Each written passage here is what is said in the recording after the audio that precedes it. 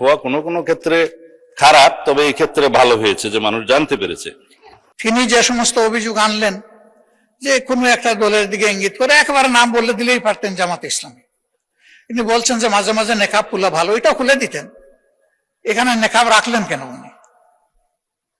যে এখান থেকে 700 টাকার একটা কি জানি 700 কোটি টাকার লোন কে নিয়েছে, এটা কোনো একটা দলের নির্বাচনী ফান্ডে ফান্ডিং করা হয়েছে। আমি এটা পরিষ্কার জানতে চাই, উনি জামাতকে এটার দ্বারা মিন করেছেন কিনা। আপনারা ব্যাংকের মালিক না, জামাত ইসলাম ব্যাংকের মালিক না, আবার বলছে ইসলামের উপর হাত দিবেন না। কদিন আগে জামাত ইসলামের এক বন্ধু, আমি নাম নিলে আবার এখানে 74 দাঁড়াতে পারেন, সেজন্য 2 জন এমপি ছিলেন, আর একজন পরাজিত এমপি ছিলেন, আর একজন নেতা ছিলেন, বক্তৃতা দিচ্ছি ইসলামের উপর হাত দিবেন না। মানে স্পিকার, ইসলামী ব্যাংক ইসলাম নয়, আমাদের জনাব মির্জা ফখরুল ইসলামও ইসলাম নয়, জামাতে ইসলামও ইসলাম নয়। সুতরাং সবকিছুতে ইসলামের উপরে হাত দিবেন না দোহাই দেওয়া কিন্তু ঠিক নয়। মানে স্পিকার, আমি এবার পয়েন্ট টু পয়েন্ট আসি। এখন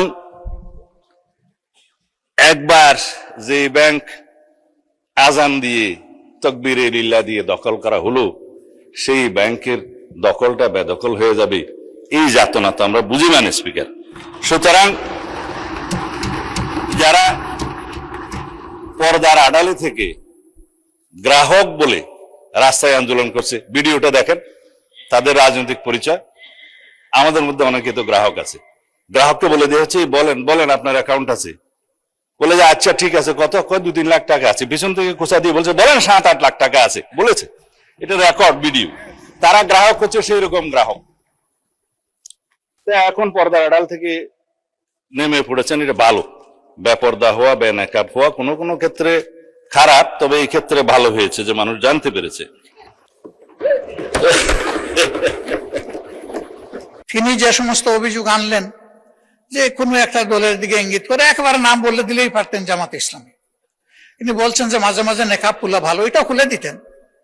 এখানে নেকাব রাখলেন কেন উনি? যে এখান থেকে 700 টাকার একটা কি জানি 700 কোটি টাকার লোন কে নিয়েছে, এটা কোনো একটা দলের নির্বাচনী ফান্ডে ফান্ডিং করা হয়েছে। আমি এটা পরিষ্কার জানতে চাই, উনি জামাতকে এটার দ্বারা মিন করেছেন কিনা। যদি উনি মিন করে থাকেন, I am taking absolute challenge.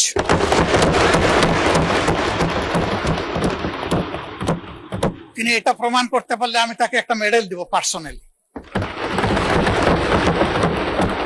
এরপরে কার ছেলে কার নাতি কোন কোম্পানি, শুধু ইসলামিক ব্যাংক না, যে কোনো ব্যাংক থেকে চুরি ডাকাতি অসততার মাধ্যমে কিছু নিয়ে যদি আত্মসাৎ করে থাকে, তার ব্যাপারে অবশ্যই তদন্ত করে স্টার্ন অ্যাকশন দেশের বিদ্যমান আইনে নেওয়া উচিত।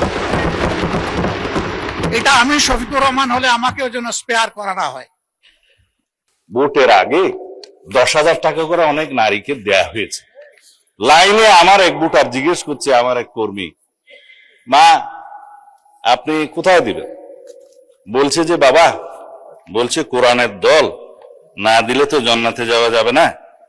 10,000 টাকাও দিয়েছে, বলেছে এটা মাফ হয়ে যাবে, আরো 10,000 টাকা পাবো। এইভাবে মাননীয় স্পিকার মুনাস হিসাবে দাঁড়িপাল্লায় ভোট দিলে জান্নাত পাওয়ার নিশ্চয়তাও দিয়েছে। এই RDS প্রকল্পের মধ্যে কত হাজার কোটি টাকা ডিস্ট্রিবিউট হয়েছে জানেন? 22,000 কোটি টাকা ডিস্ট্রিবিউট হয়েছে। 11,000 কোটি টাকা আগে দেওয়া হয়েছিল। এই 5ই আগস্ট 2024 পরে নির্বাচনের এই বৈতরণী পার হওয়ার জন্য আরো 11,000 কোটি টাকা দেওয়া হয়েছে, এর কোনো হদিশ নেই। তবে একজন নারী ভোটারের কথা তো বললাম, ভোটের আগে আমরা প্রায় সময় দেখছি মাননীয় স্পিকার, আমরা তো লেজিটিমেট গভর্নমেন্ট, ভোট টুট পেয়ে জনগণ আমাদেরকে এখানে বসিয়েছে, কিন্তু ইলেকশনের দিন পর্যন্ত আমরা একটা ফেসবুক গভর্নমেন্ট দেখেছিলাম মাননীয় স্পিকার, প্রচারণার মাধ্যমে।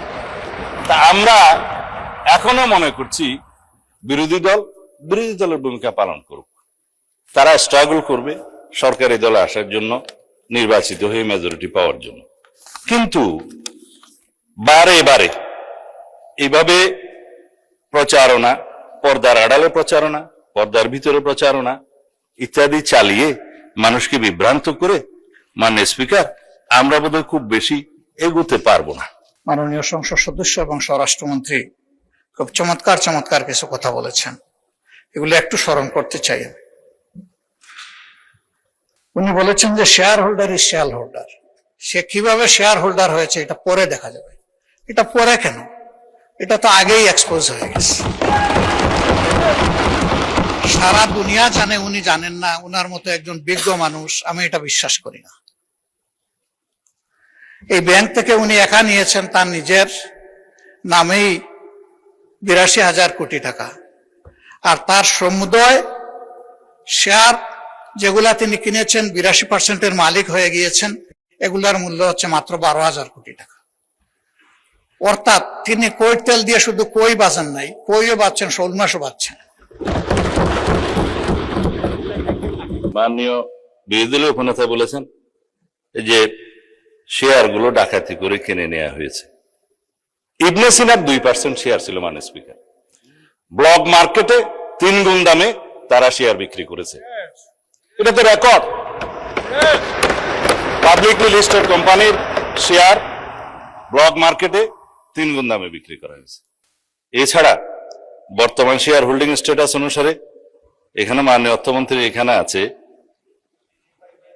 81%, 92% বোধহয় একটা গ্রুপের, তারা যেভাবে বললেন আমি জানি না খতিয়ান, এটা স্ট্যাটিস্টিক্স বলছে। দয়া করে আপনারা না বললে খুশি হবে, আপনাদের বলার সময় আমরা বলি নাই। আর শেয়ার হোল্ডিং এর যারা মালিক, তাদের কাছে মাননীয় বিরোধী দলীয় নেতা নোটিশেই বলেছেন দেশের অর্থনীতি, ব্যাংকিং খাতের স্থিতিশীলতা এবং কোটি কোটি গ্রাহকের স্বার্থ রক্ষার লক্ষ্যে ইসলামী ব্যাংক বাংলাদেশের শেয়ার সমূহ বৈধ প্রকৃত মালিকদের নিকট প্রত্যার্পণের জন্য প্রয়োজনীয় ব্যবস্থা গ্রহণ করা হবে, হোক। সেই বৈধ এবং প্রকৃত শেয়ার হোল্ডারদের কাছে এই মালিকানা ফেরত দেওয়ার যথাযথ ব্যবস্থা গ্রহণ করা হবে, মাননীয় স্পিকার। এখন কারা কত